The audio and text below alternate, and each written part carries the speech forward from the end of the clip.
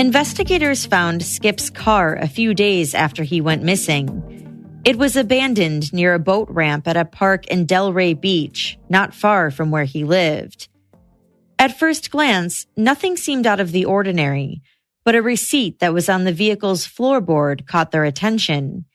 It was a receipt from Home Depot from early in the morning on March 29th, and the purchases made were a 1-gallon gas container and a hand cart. When investigators pulled the surveillance video, they noted that Jimmy Scandirito was the purchaser of the odd items.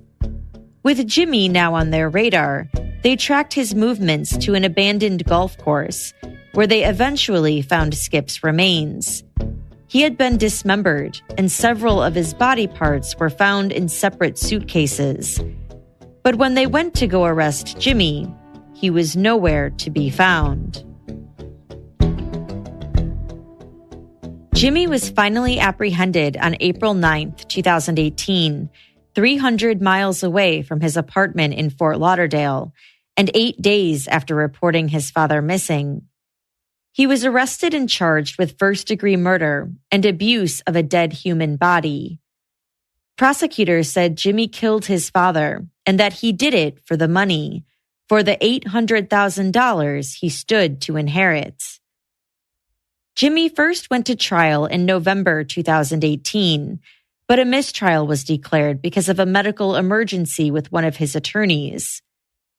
At his second trial, in March 2019, Jimmy took the stand in his own defense.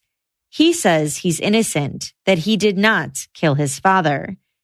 He explained in detail that he was in a drug-fueled paranoia after finding his deceased father, and that he was too afraid to call the police because he didn't want them to find his drugs.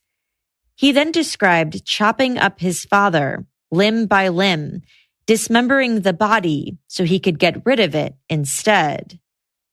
The story sounds unbelievable, but the question is, what would the jury think?